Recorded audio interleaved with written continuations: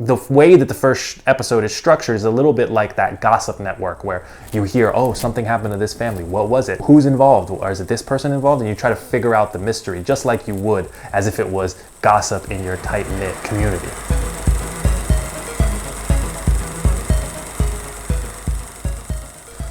Hey everybody, my name is Nick. I'm a director and editor, and today I'm going to be talking about the series Expats, directed by Lulu Wang.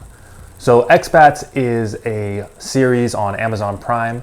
It's set in Hong Kong and it's about expats that are living in the country and kind of things that they're going through. It's basically centered around this idea of people coming to terms with tragedy when they're the ones who have done something wrong. So the first episode of this series is very intriguing because you aren't really sure what the tragedy is that occurred. You know that there's a tragedy that has occurred and it involves these separate families that are living in Hong Kong, but you're not exactly sure what it is. It's not until around the end of the first episode that you kind of start to figure out what has happened.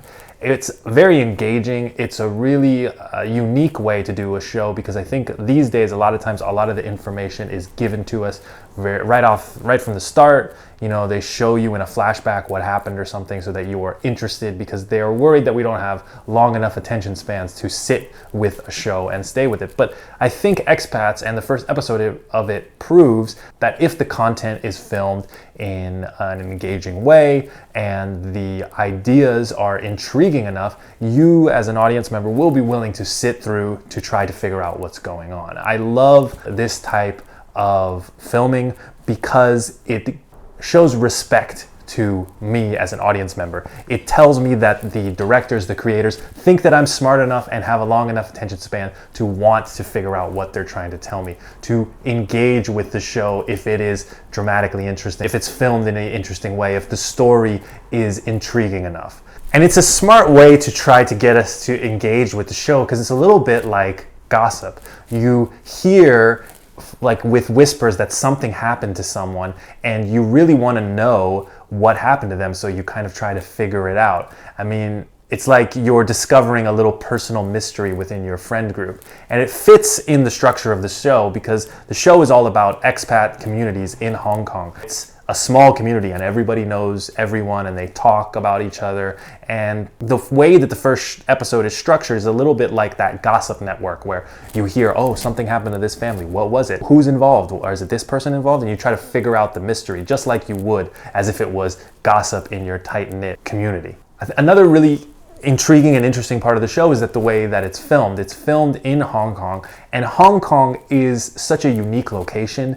It's so small and crammed together, and it has these kind of rising hills and all this interesting kind of gritty city life and this decadent city life that you can contrast with it, that this allows for really beautiful and great compositions, and the camera work in this show does justice to the location. I think that this show's strength was when it stuck to its main plot line. I don't want to go into what the tragedy is because I don't want to spoil it. I want you to have that same viewing experience of trying to figure out what this tragedy was that occurred. This tragedy basically centers around three expat women that are living in Hong Kong, and they're all from America, and how this tragedy kind of affects the three of them. When the show is centered around these three kind of central families, I'll say families because they're like sets of characters, the show is really strong because this is the world that we have established. This is kind of the main plot line that we're following.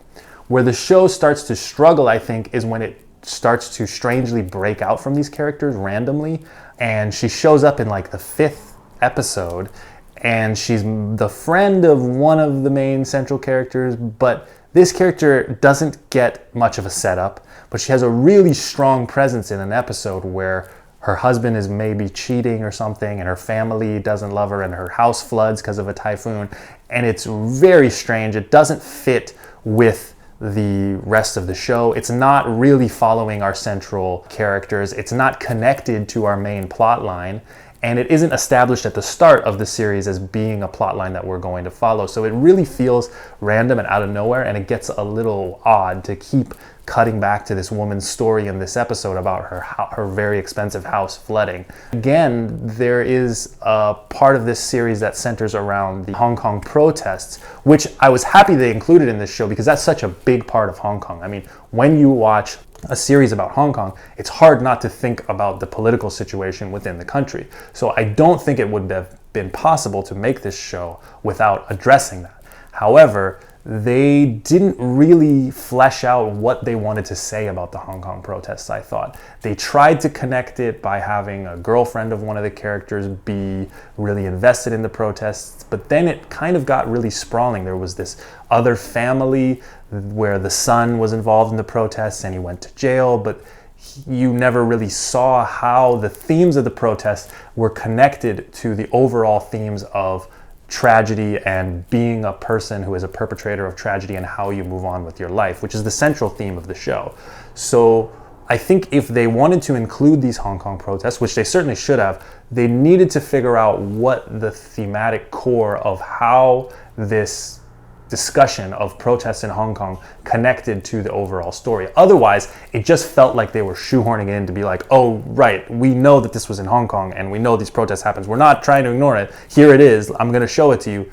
But what does it have to do with our show? We need everything to feel integrated, right? So I just was a little disappointed in the fact that I thought that not enough thought was put into how the protests in Hong Kong were connecting with the overall themes of the show. And I think there was a really telling line within the show about where the character who was going to the protests, who's from Hong Kong, is talking to her expat girlfriend, and she's saying, like, you can leave whenever you want. You don't really understand these protests. You are just doing them to kind of get social credit in your home country. And I kind of have a thought that the director didn't feel like she was allowed to talk about it or she understood it, which was a little bit undercutting of her show, I thought. I think it is worthwhile to discuss the protests. If you're going to talk about them, then you have to convince me that you have something to say. Don't tell me in your show like, hey, look, I'm an expat, so I don't really deserve to talk about this.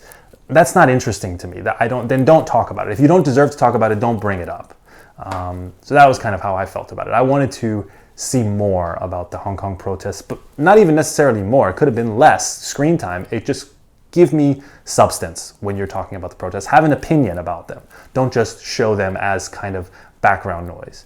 If your point is that expats view it as background noise, make that the point then. They tried to do it a little. One of my favorite moments in the show actually was when the protests were happening and then it cuts to a commercial. That's an interesting contrast. That's saying something to me about how this protest kind of becomes something you can ignore if you're well-to-do, if you're a rich expat. Like, I really think that was maybe the theme they were trying to go for, but I wanted more of that. They had a little bit of it about how the expats were complaining about the protests because they were stuck in traffic and it was kind of ruining their commute time. So give me more of that. Let's see more about how, like, these rich, wealthy foreigners who aren't invested in the country are able to kind of ignore this thing that is so central to the place they're living. It really gives us the sense, it connects to the name of the show, is like expats are separated from the society. They are not integrating into the society that they're living into. And the reason they're allowed to do that is because they're privileged and rich. Speaking of that, one of my favorite things of the show was a tangent, actually. It was the episode where they talked about the Filipino migrant workers who work for the expats. There was a lot to say about that was very interesting. It kind of showed how there's this interesting familiar relationship between the expats and the Filipino migrant workers who work for them and do everything for them, take care of their children, cook their food. It's a familiar relationship, and the wealthy people say, oh, they're like family. At the same time, it is still a business relationship and they pay their wage, so they will never be equals. That's a really interesting relationship that was explored very uniquely in this show. I think that a lot of the things that they discussed and about how complex that relationship is was pretty cool to watch. Overall, this show is very good. It's great cinematography. So I really enjoyed this show and I think it's worth a watch. Let me know what you think. Did you watch Expats? Did you like Expats? What's a show that you'd like me to review next? Let me know in the comments and I'll see you guys next time. Bye bye.